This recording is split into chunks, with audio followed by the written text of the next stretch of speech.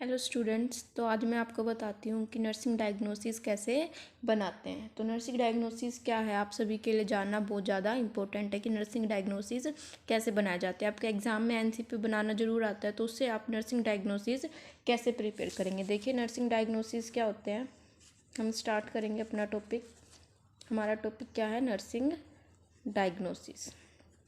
तो देखिए, nursing diagnosis क्या होती है, एक स्टेटमेंट होती है।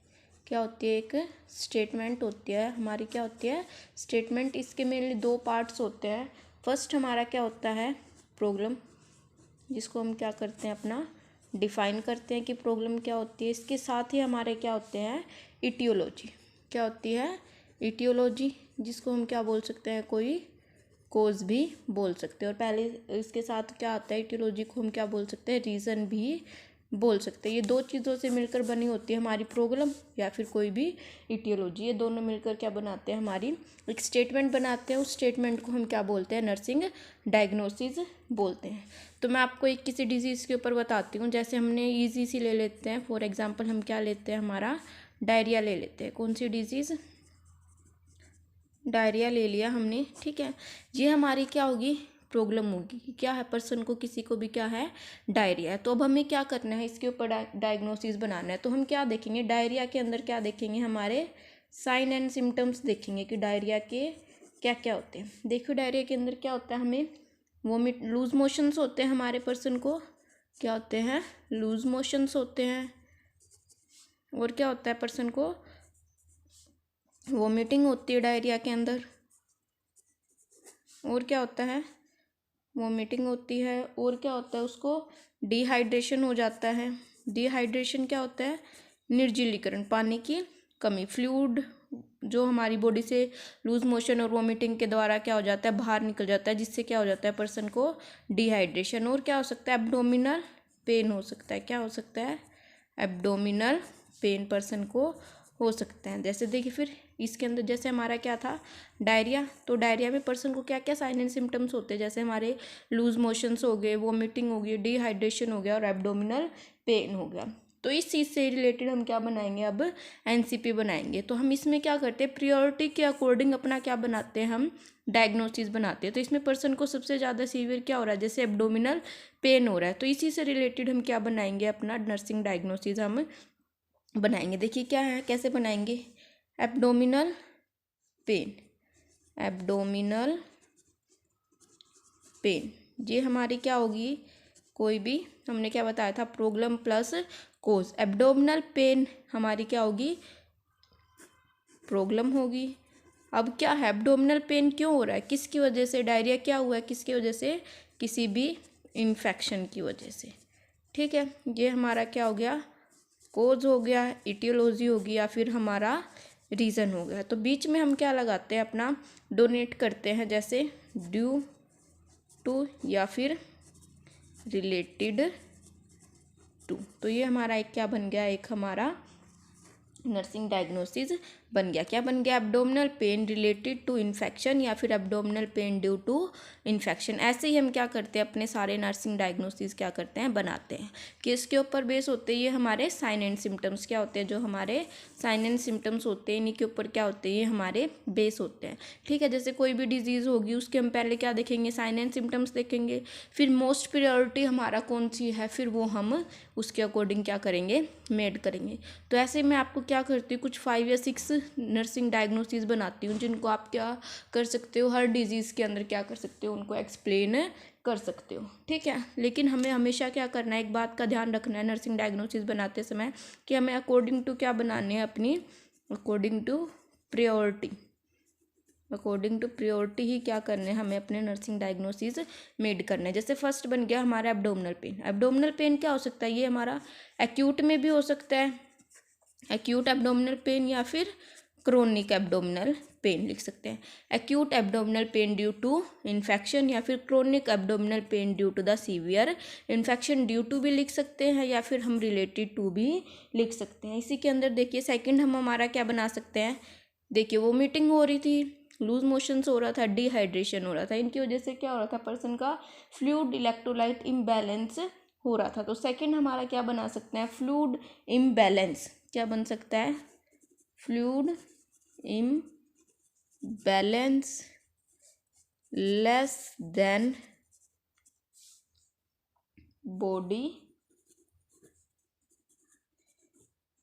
रिक्वायरमेंट। फिर हम क्या लगाएंगे, हमारा ड्यू टू भी लगा सकते हैं या फिर रिलेटेड टू। किस वजह से हो रहा था, एक्सेसिव वाटर लॉस। किस वजह से हुआ, हमारी बॉडी से क्या हो गया, बहुत ज़्यादा अमाउंट में वाटर लॉस हो गया। किसके द्वारा, वोमिटिंग या फिर लूज मोशंस के द्वारा। तो क्या बन गया सेकंड हमारा, fluid imbalance less than body requirement related to the excessive water loss. ठीक है, ये हमारा सेकंड बन गया।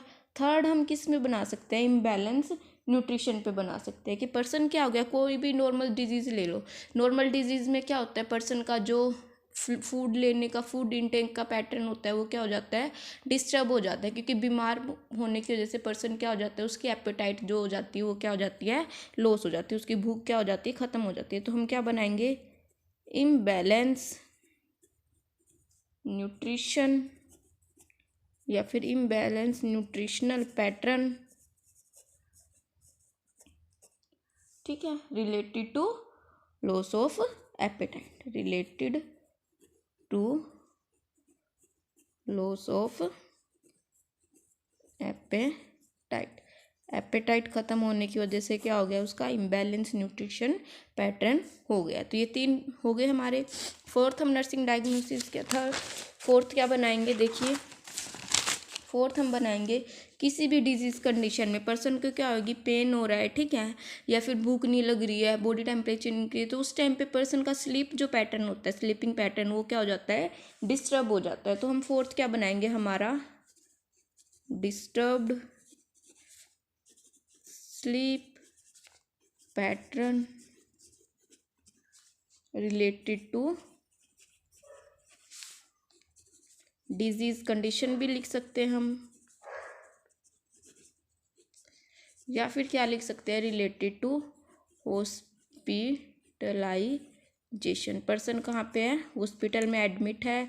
या फिर क्या लिख सकते हैं, कोई भी ट्रीटमेंट प्रोसीजर पर्सन के ऊपर किया जा रहा है, ठीक है, जिसकी वजह से क्या हो रही है, उसका स्लीपिंग पैटर्न क्या हो रहा है, डिस्टर्ब हो रहा है। इन तीनों में से कोई भी एक रीज़न लिख सकते हैं आप, जैसे disturb sleep pattern related to the hospitalization, या फिर disturb sleep pattern related to the treatment procedure. Related to की जगह आप क्या लिख सकते हैं, रिलेटेड टू की जगह आप क्या लिख सकते हैं, ड्यू टू भी यूज़ कर सकते हैं। ऐसे हमारा क्या होता है, फिफ्थ डायग्नोसिस। देखिए पर्सन को कोई भी डिजीज़ हुई है, वो क्या होगा, उस चीज़ से रिलेटेड उसको क्या होगी, एंजाइटी होगी, घबराहट होगी, या फिर हम क्या बोल सकते हैं, फियर बोल सकते हैं। एंजाइटी या फियर रिलेटेड टू किस वजह से हो रहा है पर्सन को, रिलेटेड टू डिजीज़ कंडीशन, कि वो डिजीज़ कंडीशन कितनी सीवियर होगी, पता नहीं वो ठीक होगी या नहीं, उस चीज़ से रिलेटेड उसको एंजाइटी या फियर हो सकती है। या फिर हॉस्पिटलाइजेशन, कि पर्सन को हॉस्पिटलाइज्ड क्यों किया, ऐसी कितनी सीवियर कंडीशन होगी उसकी। या फिर कोई भी ट्रीटमेंट प्रोसीजर उसके ऊपर किया जा रहा है जिससे रिलेटेड उसको क्या हो रही है, डिस्टर्बेंस हो रही है, या पर्सन क्या हो रहा है, उससे रिलेटेड पर्सन को क्या हो रही है, एंजाइटी हो रही है। एक हम बना सकते हैं नॉलेज डेफिशिएंट। ठीक है, हर पर्सन क्या होता है कि उसको ज़रूरी नहीं है कि हर पर्सन क्या हो, एजुकेटेड हो, तो उसको उस चीज़ से रिलेटेड क्या हो, नॉलेज हो। तो हम क्या बना सकते हैं, नॉलेज डेफिशिएंट क्यों है, रिलेटेड टू डिजीज़ कंडीशन, कि डिजीज़ कंडीशन से रिलेटेड उसको नॉलेज नहीं है। तो क्या बोल सकते हैं, नॉलेज डेफिशिएंट, या फिर क्या लिख सकते हैं, इनएडुकेट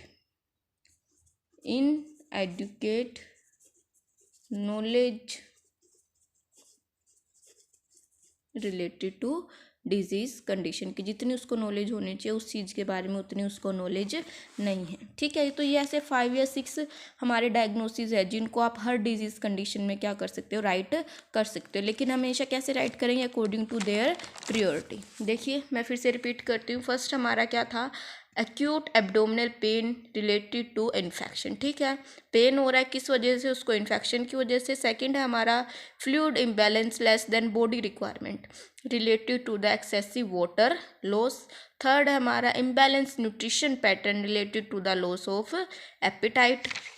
फोर्थ आ गया था हमारा disturb sleep pattern related to disease condition या फिर हॉस्पिटलाइजेशन या फिर ट्रीटमेंट प्रोसीजर।